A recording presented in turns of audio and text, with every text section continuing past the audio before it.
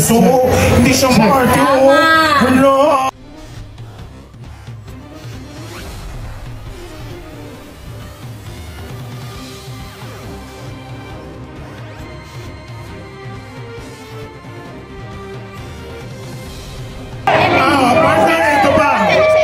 Okay, we can't write wrong by another wrong. So if they are for due process, then all the more that they should be standing against the injustice. And lack of due process is happening to Duterte. So we cannot be using global standards. Okay na po yung palamunan kesa sa pangat!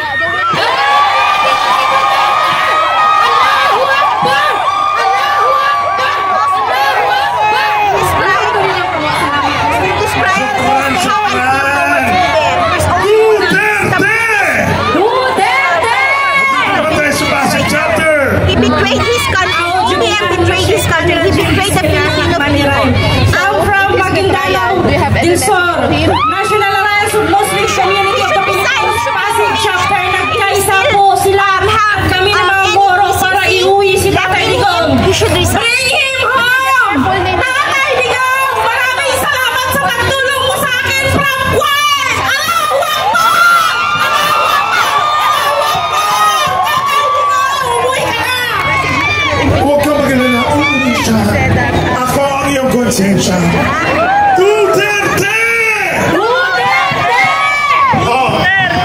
Salita kayo. Habang hinihintay pa natin, ay, ako, ito na. From Antipolo City. Ano masasabi niyo? Noong panahon po ni Tatay Digong, ramdam ko po ang takot ng mga adik. Dahil sa lugar po namin, 24 hours sila, nandiyan sa kanto nakikita ko, nag-aabutan pa. Noong panahon ni Tatay Digong, biglang nagsilayasan at marami pong nawala. Kaya mahal na mahal ko po si Tatay Digong noong panahon hanggang ngayon. Maraming salamat po. Kaya Duterte! Duterte! Duterte! Ang message ko po kay Tatay Digong, ano magpalakas ka po dyan at iitayin ka namin dito sa Pilipinas.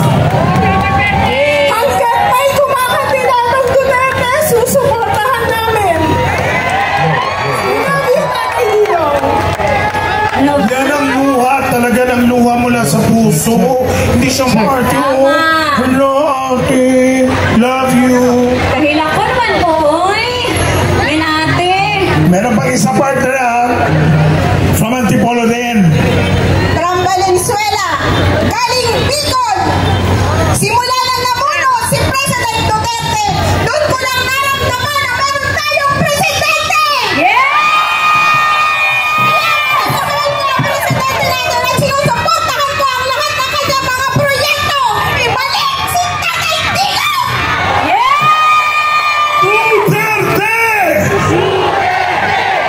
Rika, meron pa isa dito. Ay, parang kapatid ko rin. May isa ka pa dyan, partner? Para sa akin, tama na. Tama na yung ginawa ni Marcos kay Duterte. Ginamit niya si Sara para makapasok siya ng gobyerno. Ginamit niya kay Sara, makapasok sa gobyerno. Tinuloy niya ang kanyang mga plano para kagaya dati. Kaya, mahal na Pangulong Presidente, suportado kami sa inyo. Huwag kayong mag-alala. At dahil ang Pilipinas ay nagsusumamo sa pagbabalik niyo bilang Presidente. Masaya kami ngayon dahil inaayos namin ang Pangulong Presidente Duterte. Kaya manda ka. Okay ka lang? Duterte! Isa sa mga kasamaan natin sa industriya ng musika at komedya, Ariana Chica. Sige na. Sa dami ng mabutihan at kagandahang asal na naramdaman at experience ko kay Pangulong Duterte. Medyo naalo ko kasi ito po presidente na ako po ngayon, isunuko ang ilusunarin niya at kitang-kita naman natin sa mga nangyayari. Tatay, tignan mo ang sambayanan mo!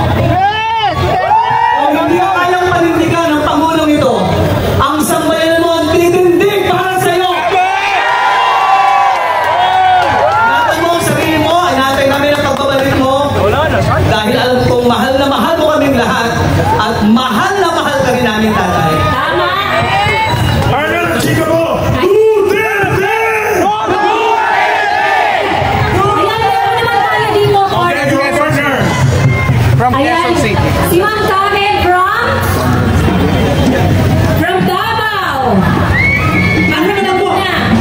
Ayan, Ma'am Carmen. Tinanggalan mo ng tubig, ano mangyayari? Kung ang puno, tinanggalan mo ng lupa, o anong mangyayari? Ano ang ginawa niyo sa patay digong namin?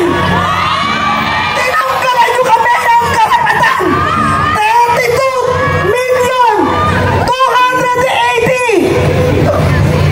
32,280,000 in-endorse ng Duterte etong bangka na nakaupong gobyerno ngayon! Para ako nandito dahil sa aking anak, apo, at sa mga kabataan, maglilingkod pa sa bayang ito. Duterte! Marcos, lumayas ka na dyan! Marcos, alis dyan! Marcos, alis dyan! Marcos, alis dyan! Ayan, meron pa tayo dito, partner, ha? Sige. Okay, from QC.